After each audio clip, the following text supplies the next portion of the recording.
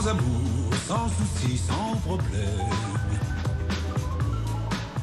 Mais y a-t-il un pilote dans l'avion? La régie est vide, vous êtes où, les amis? Il n'y a plus de réalisateur, c'est quoi ce truc? Ah, dites donc, mais il y a de la magie dans l'air.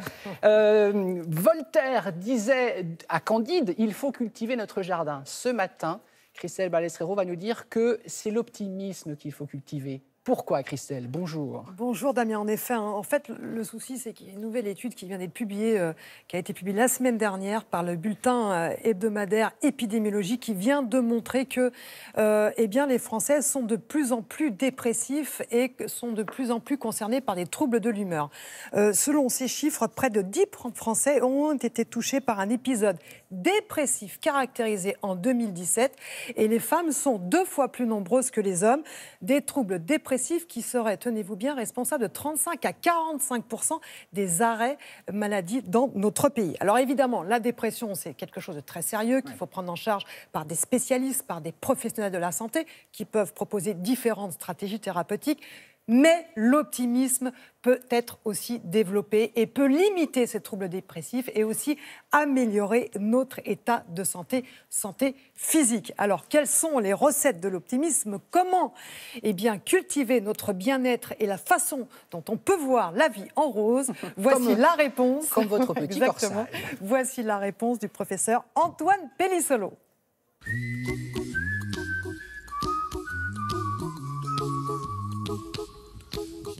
Pour expliquer les effets positifs de l'optimisme sur la santé, je pense qu'on peut déjà évoquer les effets protecteurs contre le stress. Le stress est toxique pour le corps, pour les maladies cardiovasculaires, pour le cancer, pour beaucoup de maladies qui accompagnent le vieillissement. Et donc être optimiste, c'est en général mieux se défendre contre son propre stress et contre les stress extérieurs. Et puis il y a un deuxième mécanisme probable qui est que quand on est optimiste, on a aussi des comportements plus positifs et plus actifs qui permettent par exemple de faire plus d'activité physique, ce qui permet de mieux lutter contre les maladies. Et puis également, on a des comportements de santé plus généralement, et notamment de traitement, parce que quand on est optimiste, on va plus facilement croire et s'engager dans des démarches parfois un petit peu pénibles, alors que quand on est pessimiste, on aura vite tendance à baisser les bras. On sait aujourd'hui qu'à peu près 50% de l'optimisme vient de notre constitution, et basé probablement sur des facteurs génétiques ou en tout cas des prédispositions. Ça veut dire que les autres 50% viennent plutôt de la manière dont on se conditionne, on s'auto-conditionne, une forme d'autoconstruction à devenir optimiste. Il y a une petite part qui vient aussi des événements de vie, des expériences favorables qu'on peut avoir, les coups de chance, comme on peut dire, qui peuvent jouer, mais sur une petite part.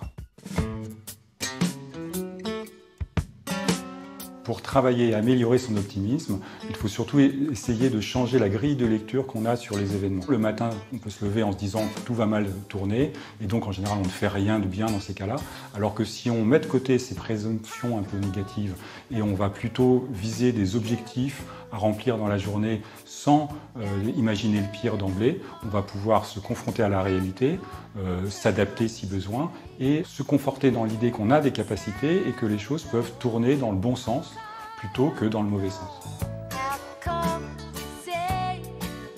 Un autre levier important, c'est la vie sociale, et il est très intéressant de privilégier des relations avec des personnes optimistes, car l'optimisme est un trait contagieux.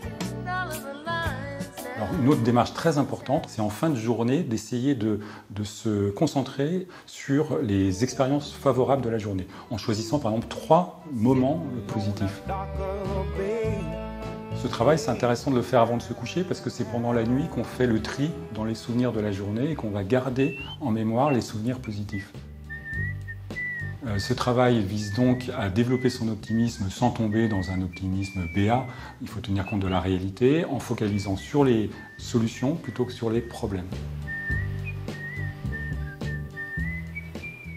Christelle, ultime preuve concrète vraiment de l'optimisme qui fait du bien sur pour la notre santé. état physique. Ouais. Et ça a été montré par une étude danoise qui a étudié des personnes opérées pour des problèmes cardiovasculaires. Et on s'est aperçu que ceux qui étaient optimistes récupéraient beaucoup plus vite, avaient une meilleure récupération que les autres. Même chose pour une étude française portant sur des personnes âgées pendant 22 ans. On s'est aperçu que les personnes qui avaient des idées positives, qui avaient la positive attitude, vivaient plus longtemps en autonomie.